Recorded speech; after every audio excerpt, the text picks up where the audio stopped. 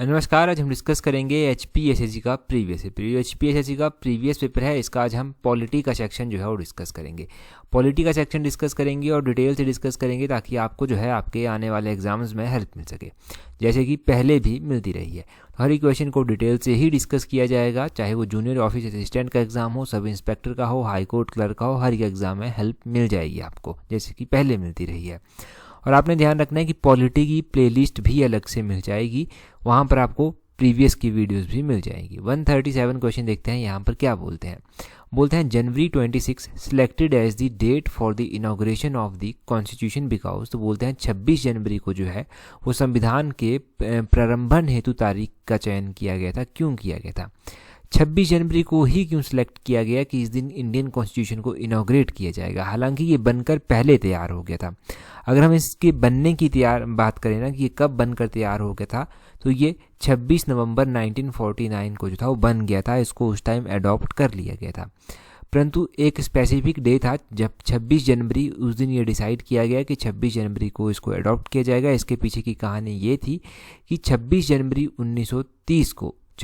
1930 को जो था वो पूर्ण स्वराज डे जो था वो मनाया गया था उस टाइम जवाहरलाल नेहरू जी के द्वारा, और इसीलिए डिसाइड किया गया कि अब ये भी 26 जनवरी को ही जो है हम इसको जो है वो इनॉग्रेट करेंगे। तो इसका सही आंसर हो जाएगा ऑप्शन सी। बोलते हैं the Congress has observed it was the independence day in 1930, क्योंकि पूर्ण स्वराज यानी कि क्या मतलब हुआ? Complete independence.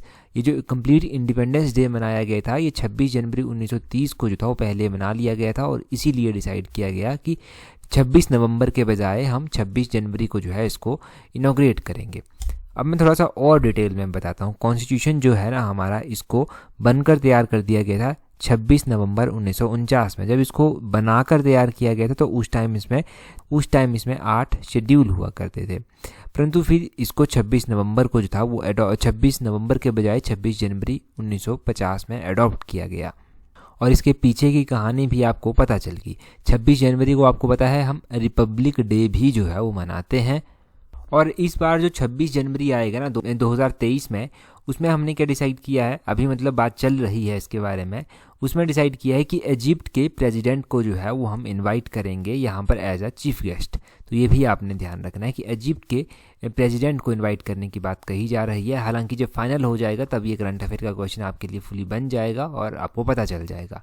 अगला क्वेश्चन देखिए 138 क्वेश्चन। यहाँ पर बोलते हैं which feature has been adopted from the constitution of USA। तो बोलते हैं इनमें से कौन सा फीचर जो है वो US के कॉन्स्टिट्यूशन से जो है हमने अडॉप्ट किया है।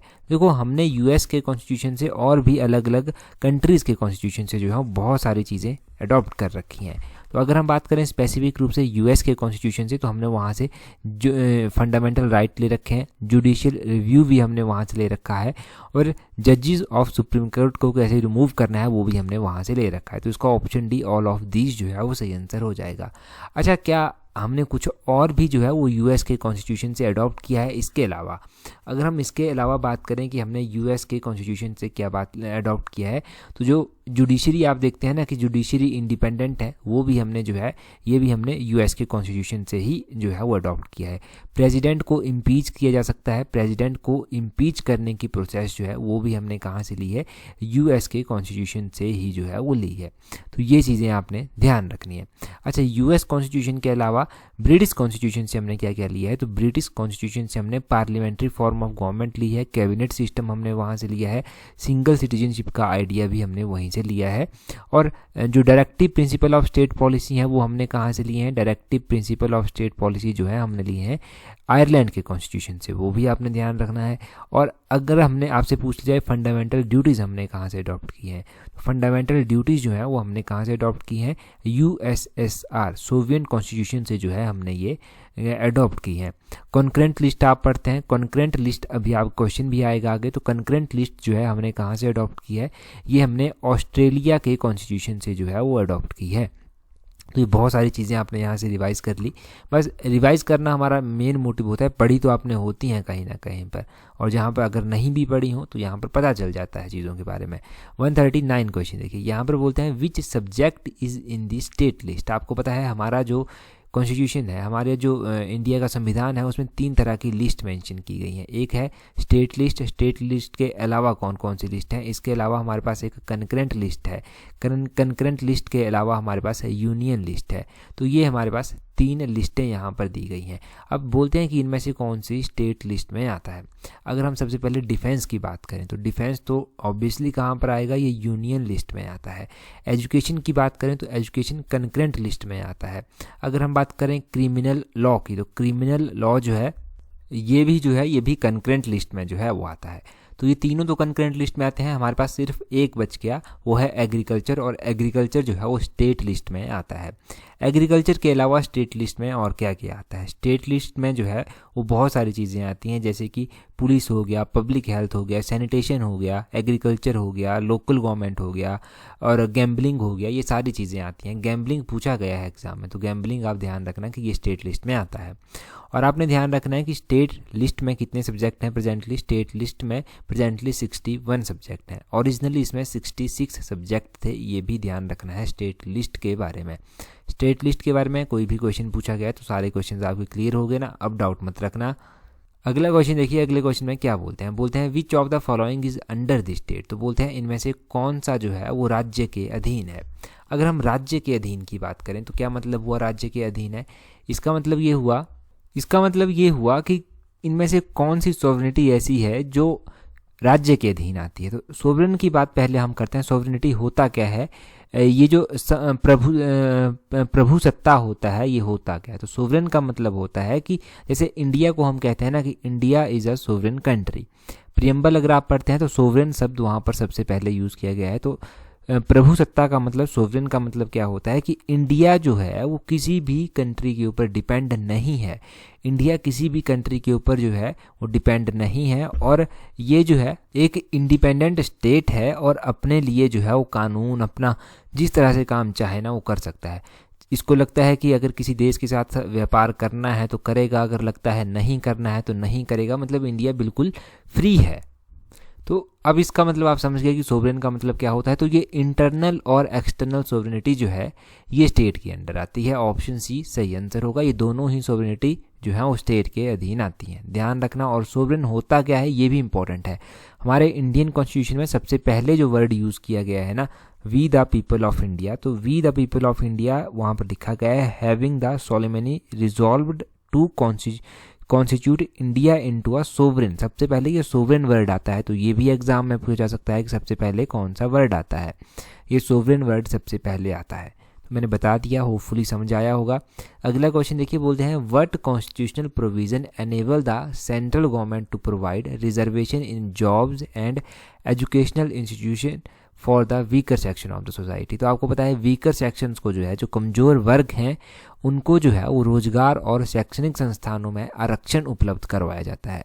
तो केंद्र सरकार का कौन सा संवैधानिक जो है वो आर्टिकल ऐसा है जो इसके प्रदान करने की बात करता है। तो अगर कोई आर्टिकल ऐसा है जिसके बारे में एग्जाम में पूछा जाता है तो वो कौन सा आर्टिकल है आपका, आर्टिकल नंबर 16 है, वो 16 नंबर आर्टिकल है। ये क्वेश्चन HAS में भी पूछा गया था, तो आपने ध्यान रखना है। एग्जैक्टली आर्टिकल 16 बात किसकी करता है, एग्जैक्टली आर्टिकल 16 बात करता है equality of opportunity in public employment. मतलब जो पब्लिक एम्प्लॉयमेंट है ना, उसमें सभी को बराबर की जो है वो अपॉर्चुनिटीज़ दी जाएंगी। अच्छा, इसी तरह का आर्टिकल 21 भी है। आर्टिकल 21 बात करता है protection of life and personal liberty की। ये भी फंडामेंटल राइट में आता है। आर्टिकल नंबर 32 तो बहुत इंपॉर्टेंट है। ये राइट टू कॉन्स्टिट्यूशनल रेमेडीज़ की बात करता है। ये भी फंडामेंटल राइट में आता है। इसके तहत 5 तरह की रीट जो है वो दी जाती हैं। अगर आपको लगता है कि आपके फंडामेंटल राइट का जो है वो अवहेलना की जा रही है, उनको वायलेट किया जा रहा है, तो आप डायरेक्टली सुप्रीम कोर्ट में जो है वो जा सकते हैं, और 5 रीट यहाँ पर दी जाती हैं। आर्टिकल 45 की बात करें तो आर्टिकल नंबर 45 बात करता है कि जितने भी 6 साल से कम उम्र के बच्चे हैं ना, जब तक वो 6 साल पूरे नहीं कर लेते अपने बच्चे, उनको जो है वो अर्ली चाइल्डहुड केयर दिया जाएगा। मतलब बचपन में जो देख रेख होती है वो प्रोविज़न दिया जाएगा। उनको एजुकेशन भी जो है वो प्रोवाइड करवाई जाएगी, और ये जब तक 6 साल पूरे नहीं कर लेते तब तक ये प्रोविज़न है। और ये directive principle of state policy की लिस्ट में आता है। कौन सी लिस्ट में? Directive principle of state policy की लिस्ट में, ये ध्यान रखना है। तो ये चारों के चारों आर्टिकल ज़रूर ध्यान रखें। आगे बोलते हैं, in which matter the supreme court upheld the importance of fundamental right over the directive principle of state policy. तो बोलते हैं कि कौन से मामले में सर्वोच्च न्यायालय ने राजनीति निर्देशक सिद्धांतों के ऊपर मूल अधिकारों के महत्व का समर्थन किया था। तो ये कौन सा ऐसा केस था जिसमें सुप्रीम कोर्ट ने जो था वो फंडामेंटल राइट्स के महत्व का समर्थन किया था? तो ये किया गया था मिनर्वा मिल केस में। ऑप्शन सी जो है वो सही आंसर है। मिनर्वा मिल केस इंपॉर्टेंट है। तो ये तो डायरेक्टली क्वेश्चन ऐसा बन जाएगा एग्जाम में, थोड़ा बहुत आगे पीछे करके। अगर पूछ ले जाए कौन से ईयर का केस था, तो 1980 का ये केस था, 1980 का ये केस था। उसी तरह का केशवानंद भारती केस भी है। केशवानंद भारती केस कौन से ईयर का केस है? ये 1973 का केस है। कौन से ईयर का? 1973 का। और इसमें जो है वो बेसिक स्ट्रक्चर ऑफ कॉन्स्टिट्यूशन की बात की गई है। और अगर हम बात करें गोलकनाथ केस की, तो गोलकनाथ केस जो है ये कौन से ईयर का केस हुआ, ये भी पता होना चाहिए। तो ये जो है 1967 का केस है। कौन से ईयर का? 1967 का। तो ये अलग अलग केसेस के बारे में पता चल गया। अगला क्वेश्चन देखिए, बोलते हैं, if parliament has to legislate with respect to a matter in the state list the proposal for such is to be approved by. तो बोलते हैं कि यदि संसद को कानून बनाना है ऐसे मामले पर जो कि राज्य सूची से संबंधित है, तब इसका प्रस्ताव जो है वो किसके द्वारा अनुमोदित किया जाता है?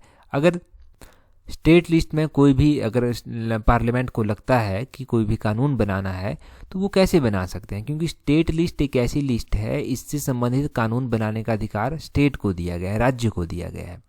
फिर भी अगर पार्लियामेंट को बनाना है तो पार्लियामेंट के पास ये प्रोविज़न है कि राज्यसभा जो है ये कर सकता है। ऑप्शन सी सही आंसर होगा। अगर राज्यसभा इसको अप्रूव कर देता है ना, इसके प्रपोजल को, तो कानून बनाया जा सकता है। तो ये एक राज्यसभा के पास अलग से पावर दी गई है। और आपको पता होना चाहिए कि राज्यसभा के सदस्य किस तरह से चुने जाते हैं। राज्यसभा के सदस्य जो हैं वो स्टेट के द्वारा ही जो हैं वो चुने जाते हैं। स्टेट के जो एमपी, स्टेट के जो एमएलए होंगे, एमएलए जो स्टेट के होंगे, वो किसी भी एक व्यक्ति को वोटिंग करेंगे, जिसको ज़्यादा वोट मिलेंगे वो जो है वो राज्यसभा का सदस्य बन जाएगा। वो तो प्रोसीजर पता ही है। 6 साल के लिए राज्यसभा के सदस्य चुने जाते हैं। और हिमाचल से राज्यसभा की 3 सीट्स हैं। 3 सीट्स राज्यसभा की हैं और 4 सीट हमारे यहाँ पर लोकसभा की हैं, वो भी पता होना चाहिए। इसमें कन्फ्यूज़न मत रखना मन में। अगला क्वेश्चन देखते हैं, अगले क्वेश्चन में क्या बोलते हैं। नेक्स्ट क्वेश्चन में बोलते हैं the government has renamed NREGA scheme and the name associated with the scheme is that of. तो बोलते हैं सरकार ने नरेगा योजना को नया नाम दिया है और इस योजना से संबंधित वह नाम क्या है?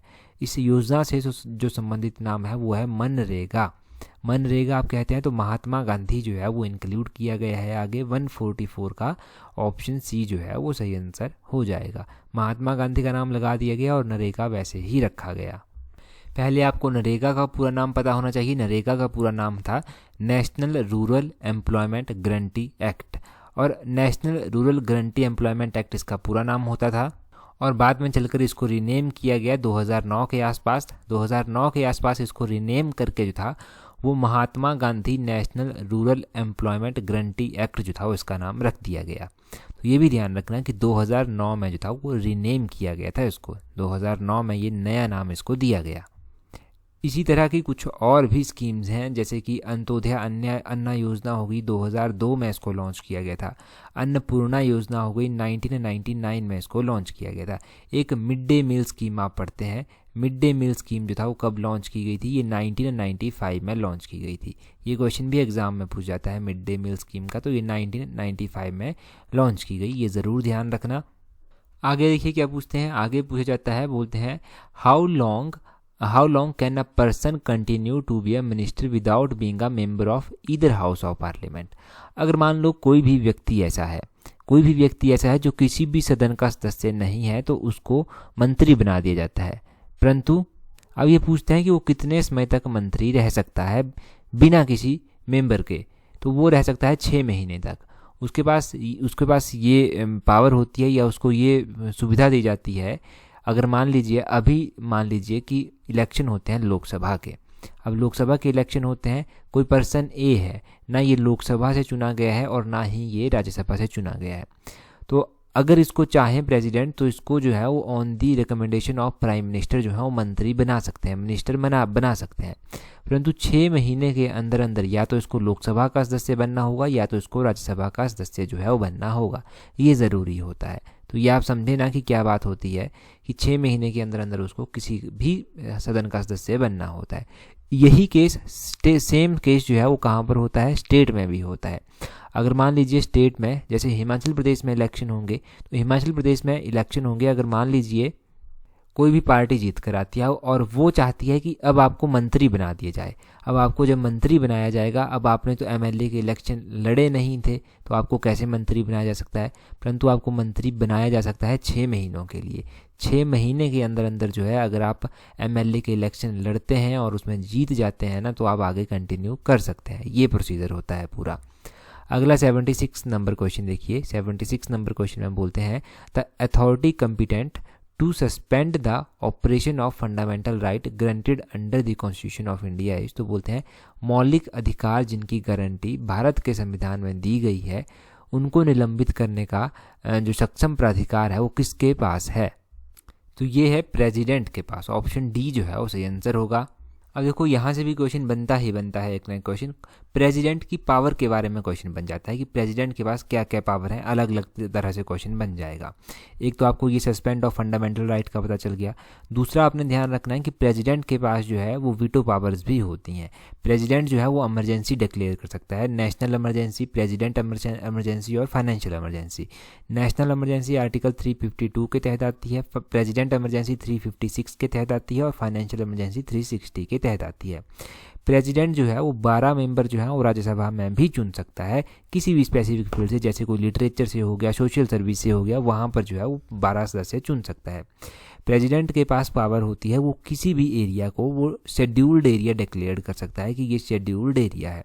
प्रेसिडेंट के पास ये पावर होती है कि वो जो है अपॉइंट कर सकता है किसको, controller and auditor general of India को। वो चीफ इलेक्शन कमीशन को अपॉइंट कर सकते हैं, वो यूपीएससी के चेयरमैन को अपॉइंट कर सकते हैं, वो गवर्नर को अपॉइंट कर सकते हैं।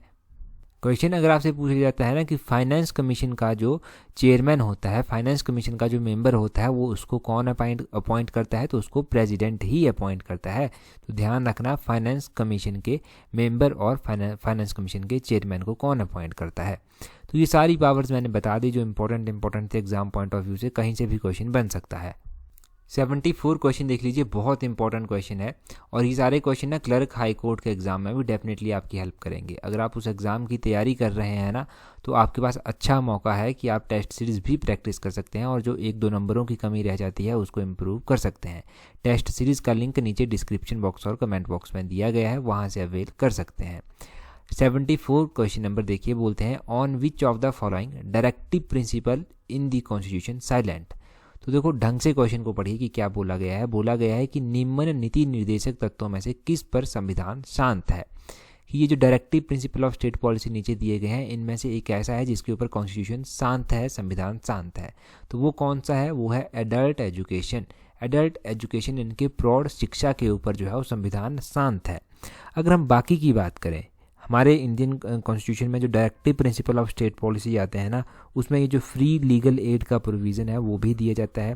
फ्री लीगल एड की अगर हम बात करें तो free legal aid article number 39A के तहत जो है वो प्रोवाइड करवाई जाती है, जो कि हमारे directive principle of state policy की सोशलिस्टिक प्रिंसिपल में आता है।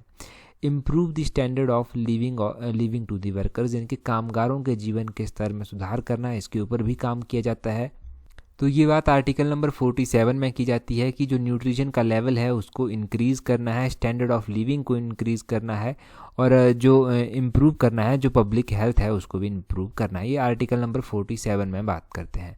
Equal pay for both man and women की बात भी की जाती है कि चाहे मैन है वुमेन है उसको इक्वल पे यानी कि बराबर की तनख्वाह जो है वो मिलनी चाहिए, सैलरी मिलनी चाहिए।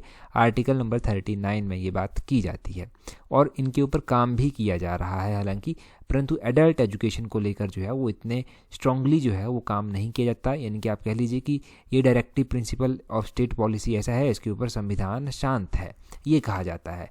तो ये क्वेश्चन था और बहुत इंपॉर्टेंट क्वेश्चन था, ये हमने क्वेश्चन डिस्कस कर लिए। आपने ध्यान रखना है कि टेलीग्राम पर अगर आपने अभी तक भी हमें ज्वाइन नहीं किया है तो टेलीग्राम पर ज्वाइन करने के लिए अपना टेलीग्राम ओपन करना, वहाँ से इस तरह से सर्च करना @allexam31, आपको हमारा टेलीग्राम चैनल मिल जाएगा। टेलीग्राम पर जुड़ जाइए, वहाँ पर जो एग्ज़ाम अभी हुए हैं उनकी PDFs आपको मिल जाएंगी, important notifications time to time provide करवा दी जाती हैं ताकि आपकी एग्ज़ाम्स में हेल्प हो सके। अगर आप तैयारी कर रहे हैं HP हाई कोर्ट क्लर्क की तो उसके लिए आप टेस्ट सीरीज जो है वो अवेल कर सकते हैं, जिसका लिंक नीचे डिस्क्रिप्शन बॉक्स और कमेंट बॉक्स में आपको मिल जाएगा। टोटल टेस्ट इसमें 10 प्रोवाइड करवाए गए हैं और इंस्टेंटली अभी जब स्टार्टिंग में लॉन्च की गई है तो 20% डिस्काउंट के साथ आपको ये मिल जाएगी। तो आप इजीली अवेल कर सकते हैं। Link comment box, description box, Telegram सभी पर आपको मिल जाएगा। टेलीग्राम पर ज्वाइन करने के लिए अपना टेलीग्राम ओपन करना, वहाँ से इस तरह से सर्च करना @allexam31, टेलीग्राम चैनल भी मिल जाएगा और टेस्ट सीरीज को आप अवेल कर सकते हैं 20% डिस्काउंट के साथ। That's all. Thank you very much for watching and listening it very patiently.